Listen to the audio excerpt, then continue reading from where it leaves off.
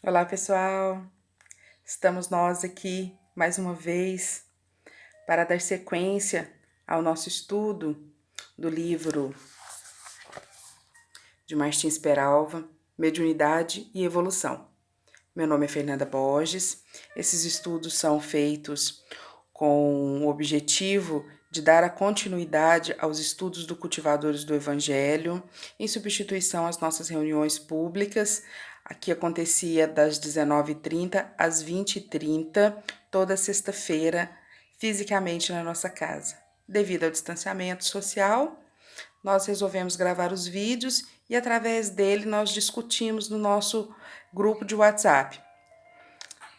Nós vamos começar a leitura do item 39, mediunidade e gentileza.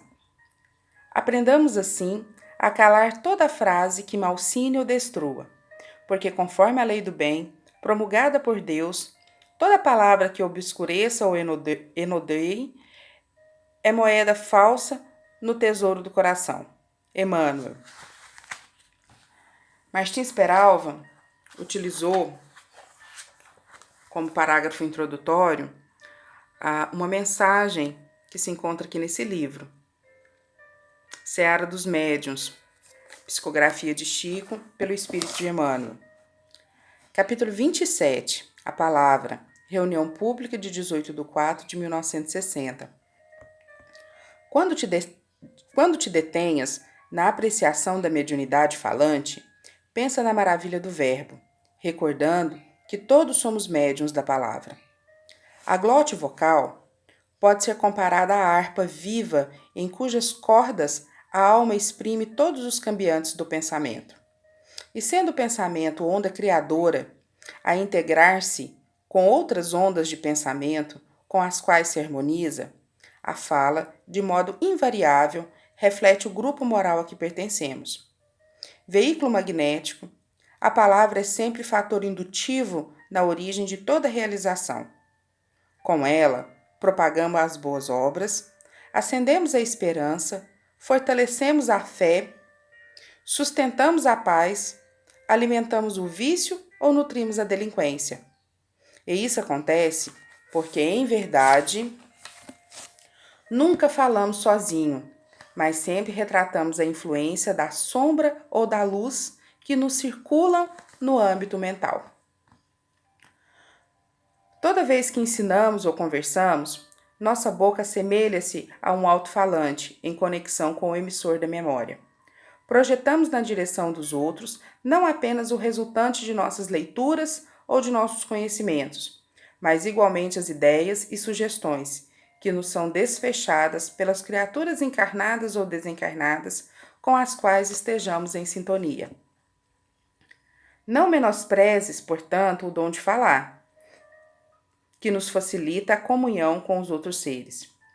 Guarda-o na luz do respeito e da justiça, da bondade e do entendimento, sem olvidar que atitude é a alavanca invisível de ligação. Por meio de nossos conceitos orais, o pessimismo é porta aberta ao desânimo. O sarcasmo é corredor rasgado para a invasão do descrédito. A cólera é gatilho à violência. O azedume é clima da enfermidade, e a irritação é fermento da loucura. Desse modo, ainda que trevas e espinheiros se alonguem junto de ti, governa a própria emoção e pronuncia a palavra que instrua ou console, ajude ou santifique. Mesmo que a provocação do mal te instigue a desordens, compelindo-te a condenar ou ferir, abençoa a vida onde estiveres. A palavra vibra no alicerce de todos os males e de todos os bens do mundo. Falando, o professor alça a mente dos aprendizes a culminância da educação, e falando, o malfeitor arroja os companheiros para o fojo do crime. Sócrates falou, e a visão filosófica foi alterada. Jesus falou, e o evangelho surgiu. O verbo é plasma da inteligência, fio da inspiração, óleo do trabalho e base da criatura. Todos somos medianeiros, daqueles que admiramos e daqueles que ouvimos. Aprendamos assim a calar toda frase que malsine ou destrua, porque conforme a lei do bem promulgada por Deus, toda palavra que obscureça ou enodeie é moeda falsa no tesouro do coração. Bom, essa foi a leitura cujo tópico Martins Peralva trouxe aqui para nós, né, no parágrafo introdutório. Então, a gente vai dar sequência à leitura. A maneira mais fácil de entendermos o mundo espiritual e as inteligências desencarnadas que o compõem e se comunicam conosco nas reuniões mediúnicas é considerá-los em termos de semelhança com o mundo terreno e os homens que nele habitam. No capítulo, na parte introdutória do Livro dos Espíritos, tá? Estou usando essa tradução aqui de José Herculano Pires. No capítulo 6, Resumo da Doutrina dos Espíritos, Kardec traz para nós o seguinte resumo. Os espíritos pertencem a diferentes classes, não sendo igual em poder nem inteligência, saber ou moralidade. Os da primeira ordem são os espíritos superiores, que se distinguem pela perfeição, pelo conhecimento e pela proximidade de Deus. A pureza dos sentimentos e o amor do bem. São os anjos ou os espíritos puros. As demais classes se distanciam mais e mais dessa perfeição. Os da classe inferiores são inclinados às nossas paixões, o ódio, a inveja, o ciúme, o orgulho e etc. E se comprazem no mal. Nesse número, há os que não são nem muito bons, nem muito maus, antes perturbadores e intrigantes do que maus. A malícia e a inconsequência parecem ser as suas características. São os espíritos estouvados ou levianos. Bom, então aqui, né, nesse resumo vem falando, né, as características dos espíritos que se assemelham conosco, né? Os espíritos são as almas dos homens que já viveram sobre a terra. Alguns já evoluíram em moralidade e intelectualidade e outros não. Em contrapartida, as sociedades organizadas na Terra, há no plano espiritual sociedades analogamente constituídas, apresentando a mesma variedade de níveis evolutivos. Amor próprio e vaidade, inveja e ciúme, nobreza e desprendimento, altruísmo e espírito de renúncia são expressões psicológicas e morais das comunidades daqui e do além. Observa-se muitas vezes, em reunião de intercâmbio, dificuldades e inibições nos companheiros incumbidos do uso da palavra, no esclarecimento evangélico e doutrinário aos espíritos comunicantes.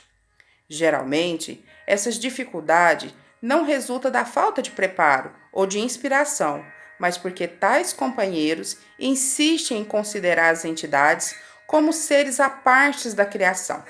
Bom, nessa parte aqui, eu sugiro que a gente retorne ao Livro dos Médiuns, no capítulo 16, aonde, na questão 286 e 287, esse capítulo 26, ele traz para nós as perguntas, né, que podem ser feitas para os espíritos. O Livro dos Médiuns, ele é um manual, referente, né, a como se portar diante dos espíritos. Ele vem ali nos orientando, né? Se você for aqui bem na capa do livro, ele fala: o Livro dos Médiuns é o guia dos médiuns e dos doutrinadores. Em outras versões, você vai encontrar o Guia dos Médiuns e dos Evocadores, né? Aqui que tem o passo a passo de Kardec nos orientando como que nós podemos nos comportar diante dos fenômenos mediúnicos. Ele vem explicando como que funciona, como que como que a gente pode falar, quem que a gente pode evocar. E realmente ele é um manual de instrução da mediunidade. Então ele é um livro que a gente precisa, para quem vai numa reunião mediúnica, para quem está numa reunião de estudo, esse livro aqui, ó, ele precisa estar junto conosco o tempo inteiro, tá? Como que a gente quer operar qualquer tipo de máquina sem antes ler o manual? Então, o médium e a mediunidade, ela precisa estar de acordo aqui, ó, com esse manual de instrução. Precisamos ter ele, ler, compreender o que se trata a mediunidade. Aqui Kardec nos orienta passo a passo. E é nessa questão de número 286, do capítulo 26, perguntas que se podem fazer, que a gente vai tirar a seguinte explicação para fundamentar isso que Martins Peralva está falando aqui para nós, que geralmente, né, essas dificuldades não resultam da falta de preparo ou de inspiração, mas porque os companheiros insistem em considerar as entidades como seres à parte da criação. E não são nossos semelhantes. Nunca seria demasiado o nosso cuidado com a maneira de interpelar os espíritos, e mais ainda, com a natureza das perguntas. Duas coisas devemos considerar nessas perguntas: a forma e o fundo. No tocante à forma, devem ser redigidas com clareza e precisão, evitando-se a complexidade. Mas outro ponto importante é a ordem em que se devem estar dispostas. Num assunto que exige uma série de perguntas, é essencial que ela se encadeie como um método, decorrendo naturalmente uma das outras. Dessa maneira, os espíritos respondem com mais facilidade e maior clareza do que se perguntássemos ao acaso, saltando de um assunto para outro. Por essa razão, é conveniente prepará-las antes, deixando para intercalar, durante as sessões, as que surgirem da circunstância. Além de ser melhor a redação, feita com calma, esse trabalho preparatório representa, como já dissemos, uma evocação antecipada a que o espírito pode ser assistido e se preparado para responder. Verificamos que, muito frequentemente, o espírito responde por antecipação a certas perguntas, o que prova que já os conhecia. O fundo da pergunta requer uma atenção ainda mais séria, porque é muitas vezes a natureza da interpelação que provoca uma resposta certa ou errada. Há as que os espíritos não podem ou não devem responder, por motivos que desconhecemos. Inútil, portanto, insistir. Mas as que mais devemos evitar são as perguntas para experimentar sua perspicácia. Costuma-se dizer que quando uma coisa é evidente, eles a devem saber, pois é precisamente por se tratar do que já sabemos ou que podemos esclarecer por nós mesmos que eles não se dão o trabalho de responder. Essa suspeita os ofende e nada se consegue de satisfatório. Não temos sempre desses exemplos entre nós? Os homens de conhecimento superior, conscientes de seu valor, gostariam de responder a perguntas tolas como se fossem escolares? O desejo de fazer de certa pessoa um adepto não é razão para o espiritismo satisfazerem uma curiosidade vã.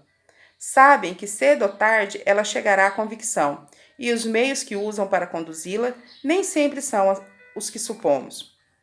Pense-se num homem grave, ocupado em coisas úteis e sérias, constantemente amolado pelas perguntas pueris de uma criança, e pode-se imaginar o que os espíritos superiores pensam de todas as tolices que lhes repetem. Isso não quer dizer que não se possa obter dos espíritos ensinamentos úteis e, sobretudo, excelentes conselhos, mas que eles respondem mais ou menos bem segundo os seus conhecimentos, o interesse e afeição que nos votam, o fim que nos propomos e a utilidade que vem no assunto. Mas se nos limitamos a julgá-los mais capazes do que outros a informar sobre as questões desse mundo, não poderemos olhar-nos com muita simpatia. Daí por diante, só nos visitarão rapidamente e muitas vezes, conforme o seu grau de imperfeição, estarão mal-humorados por terem sido incomodados inutilmente. Questão 287. Algumas pessoas pensam que é preferível não fazer perguntas, convindo esperar o ensinamento dos espíritos sem o provocar. Isso é um erro. Não há dúvida que os espíritos dão instruções espontâneas de elevado alcance, que não podemos desprezar, mas há explicações que teríamos de esperar por muito tempo se não solicitássemos. Sem as nossas perguntas, o livro dos espíritos e o livro dos médiuns ainda estaria por fazer, ou pelo menos seria muito mais incompletos. Numerosos problemas de grande importância estariam ainda por resolver. Longe de terem qualquer inconveniente, as perguntas são de grande utilidade para nossa instrução, quando as sabemos formular nos limites convenientes. E oferece ainda outras vantagens, pois ajuda a desmascarar os espíritos mistificadores. Estes, mais pretensiosos do que sábios, raramente suportam a prova de um questionário formulado com lógica cerrada, cujas perguntas os levam aos seus últimos redutos.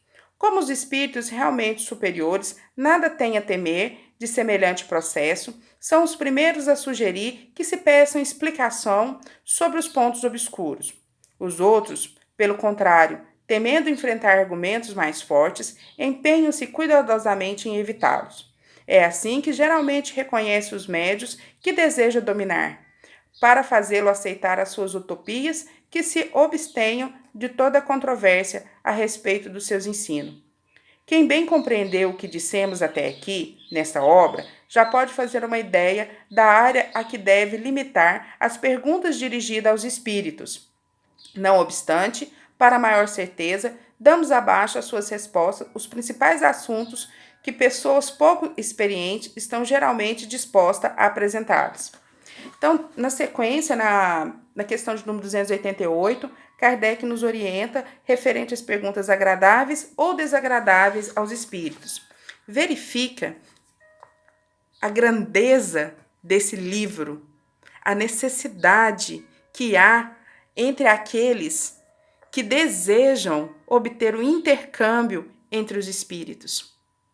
Aqueles que estão dispostos a dialogar com os espíritos ou os médiuns a recebê-los, precisa ter esse manual gravado, compreendido na mente e no coração, para que possa exercer o mediunato de forma respeitosa. Outro dia nós falamos aqui que mediunidade é coisa santa, que santamente deve ser exercida, religiosamente exercida. Precisamos saber com quem que é que a gente está conversando, quem que é que a gente está dialogando. A gente não pode chegar na nossa casa e abrir a porta para qualquer espírito que queira entrar e fazer da nossa reunião ao seu bel prazer, sem saber como se portar diante dele. Nós precisamos estar amparados nas nossas reuniões. Precisamos chamar, evocar e ter a certeza que estamos ali amparados pelo nosso anjo protetor, pelos dirigentes da casa.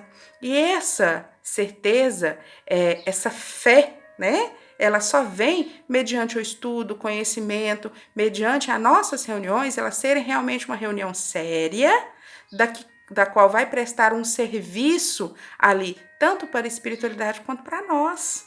Mas se a gente desconhece o que a gente fala, o que a gente faz, com quem que a gente conversa, e a gente cede a palavra para qualquer um que chega ali, às vezes ela não vai ter mais esse cunho de seriedade. Por isso a necessidade de estudar. Estamos fechados? Segunda-feira, quando a gente retornar aos nossos estudos, a gente vai começar por aqui, né? Seguindo aqui o livro de Martins Peralva, os espíritos são iguais em tudo a nós outros. Carregam as mesmas virtudes e defeitos que assinalam a posição evolutiva dos encarnados. Têm eles, quanto nós, sentimento que os tornam reconhecido ao trato gentil que lhe dispensamos. Assim, como devemos tratamento carinhoso aos que nos visitam, nosso comportamento ante os desencarnados que comparecem às sessões mediúnicas deve ser o mesmo. Eles são credores de nossa caridade, compreensão e gentileza, a se expressarem de várias formas. esclarecimento respeitoso, palavra atenciosa, oração sincera, paciência sempre, energia e firmeza que se não transformem em dureza, mas que se impregnem de bondade e justiça. O verbo agressivo, que magoa o encarnado, fere também e constrange o visitante desencarnado. Refletindo no fato de que os espíritos são almas que estagiaram no corpo físico, compreendemos, sem dificuldade, que as entidades que se apresentam em estado doloroso, inseguras e vacilantes, são credoras de nossa afabilidade, quantas criaturas que transitam conosco no dia a dia terreno. Grupos mediúnicos deve ser o recinto amigo e fraterno, onde os caminheiros do infinito possam encontrar em verdade bom ânimo e paz, esclarecimento e consolo. Nós vamos utilizar para poder encerrar esse estudo de hoje, essa leitura do livro de Martins Peralva, onde a gente nos possibilitou aqui chegar lá para poder pesquisar o item 286, 287, as questões 286 e 287 do Livro dos Médiuns, capítulo 26, aonde Kardec nos orienta quais são as perguntas, como deve ser a abordagem que a gente tem que ter com os espíritos dos quais a gente mantém intercâmbio. Para poder encerrar, nós vamos lá no capítulo 30, aonde ele vem falando,